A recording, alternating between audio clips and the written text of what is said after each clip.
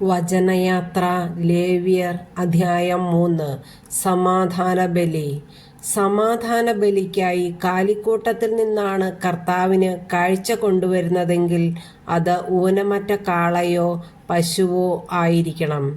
ബലിമൃഗത്തിൻ്റെ തലയിൽ കൈവയ്ക്കുകയും സമാഗമ കൂടാരത്തിൻ്റെ വാതിൽക്കൽ വച്ച് അതിനെ കൊല്ലുകയും വേണം. അഹ്റോന്റെ പുത്രന്മാരായ പുരോഹിതന്മാർ അതിൻ്റെ രക്തം ബലിപീഠത്തിനു ചുറ്റും തളിക്കണം.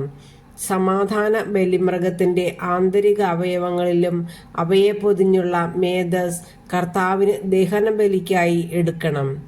അതിൻ്റെ ഇരുവൃക്കകളും അവയോടൊപ്പം അരക്കെട്ടിലുള്ള മേധസ്സും കരളിന് മുകളിലുള്ള നെയ്വലയും എടുക്കണം. അഹ്റോന്റെ പുത്രന്മാർ അവ ബലിപീഠത്തിൽ വിറകിന് മുകളിൽ വെച്ച് അഗ്നിയിൽ ദഹിപ്പിക്കണം. അത് ദഹനബലിയും കർത്താവിന് പ്രീതികരമായ സൗരഭ്യവുമായിരിക്കും.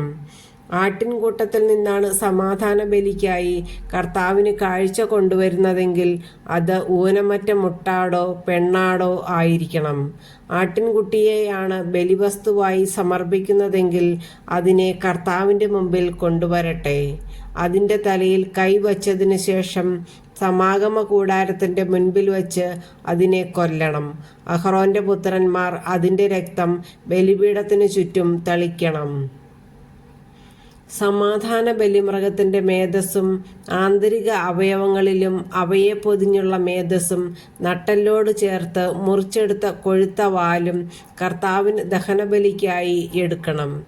അതിൻ്റെ ഇരുവൃക്കകളും അവയിലും അരക്കെട്ടിലുമുള്ള മേധസ്സും കരളിന് മുകളിലുള്ള നെയ്വലയും എടുക്കണം. പുരോഹിതൻ അവ കർത്താവിന് ഭോജനബലിയായി ബലിപീഠത്തിൽ ദഹിപ്പിക്കണം. ബലിമൃഗം കോലാടാണെങ്കിൽ അതിനെ കർത്താവിൻ്റെ മുമ്പിൽ കൊണ്ടുവരണം. അതിൻ്റെ തലയിൽ കൈവച്ചതിന് ശേഷം സമാഗമ കൂടാരത്തിൻ്റെ മുൻപിൽ വെച്ച് അതിനെ കൊല്ലണം. അഹ്റോന്റെ പുത്രന്മാർ അതിൻ്റെ രക്തം ബലിപീഠത്തിന് ചുറ്റും തളിക്കണം.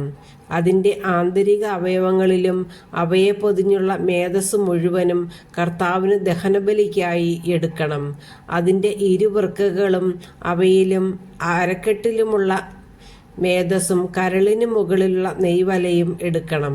പുരോഹിതൻ അവ ബലിപീഠത്തിൽ വെച്ച് ദഹിപ്പിക്കണം. അത് കർത്താവിന് പ്രീതികരമായ സൗരഭ്യത്തിനായി അഗ്നിയിൽ സമർപ്പിക്കുന്ന ഭോജന ബലിയാണ്. മേധസ്സ് മുഴുവൻ കർത്താവിനുള്ളതത്രേ.